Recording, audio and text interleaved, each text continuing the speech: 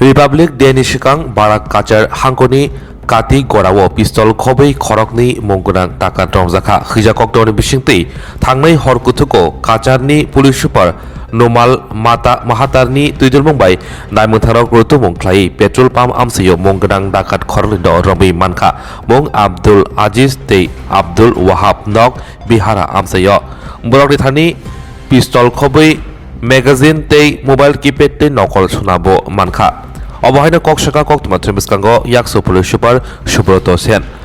लाइथांनाय सालकिसा रंबै national हाइवेबो डाकात पाटिबुंबाय अखरनिनो गोरोंजाखिनि कक्टमाव सेमानका বিশেষ সূত্রে আমি গম পাইছিলোঁ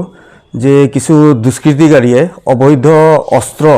কিছু কঢ়িয়াই ফুৰিছিল আৰু তেওঁলোকে কিছু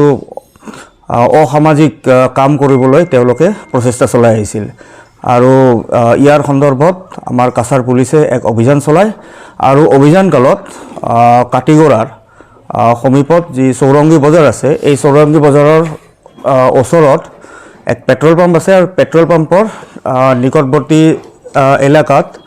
মোহাম্মদ আব্দুল আজিজ যাক সানু বুলিও জনাজাত 34 বছৰ বয়স তেওঁৰ ঘৰ বিহাৰা আৰু মোহাম্মদ আব্দুল ওয়াহাব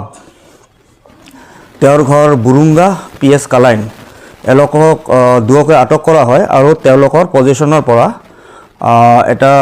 .22 mm পিস্তল আৰু তাৰ লগত মেগাজিন আছে আৰু তাৰ লগত 3টা লাইভ এমুনেশ্যন আছে আৰু লগত সাসপেক্টেড দুটাকৈ গোল্ড বিস্কুট যাৰ ওজন প্ৰায় 250 গ্ৰামকৈ এটা বিস্কুট তাৰ লগত আছিল দুটাকৈ মোবাইল ফোন সিম কাৰ্ড স্ক্ৰু ড্ৰাইভাৰ এই সকলোবোৰ বস্তু তেওঁলোকৰ পজিশনৰ পৰা জব্দ কৰা হৈছে আৰু ইতিমধ্যে আমি তেওঁলোকৰ বিৰুদ্ধে গোচৰ ৰুজু কৰিছো কাটিগড়া থানাৰ 15/24 under section 25(1)A arms act আৰু আমি তেওঁলোকক জেৰা কৰি আছো এতিয়া আমি তদন্ত কৰি আছো এতিয়াও এটো প্ৰাৰম্ভিক পৰ্যায়ৰ তদন্ত তো এতিয়াও গোটেইখিনি বস্তু হোৱা নাই এতিয়ালৈকে কোনো ইয়ত আহি পোৱা নাই এতিয়ালৈকে তদন্ত কমপ্লিট হ'লে আমি গম পোৱা যাব যে তেওঁলোকে ক'ৰ পৰা এই অস্ত্ৰসমূহ ক'ৰ পৰা তেওঁলোকে কিনে ক'ত সৰবৰাহ কৰে আৰু তেওঁলোকৰ মানে ফৰৱাৰ্ড আৰু বেকৱাৰ্ড লিংকবোৰ কি যে এইবোৰ যে লৈ আহিছে এইবোৰ তো তেওঁলোকে আগত মানে কেনেকুৱা ধৰণৰ ঘটনা সংঘটিত কৰা তেওঁলোকৰ প্ল্যান আছিল বা পৰিকল্পনা আছিল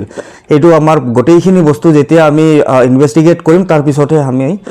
আপোনালোকৰ ওপৰত মানে বহুলভাৱে এইখিনি তথ্য আপোনালোকৰ ওপৰত মানে ক'ব পাৰিম প্ৰাৰম্ভিক তথ্য যিখিনি আছে যে তেওঁলোকে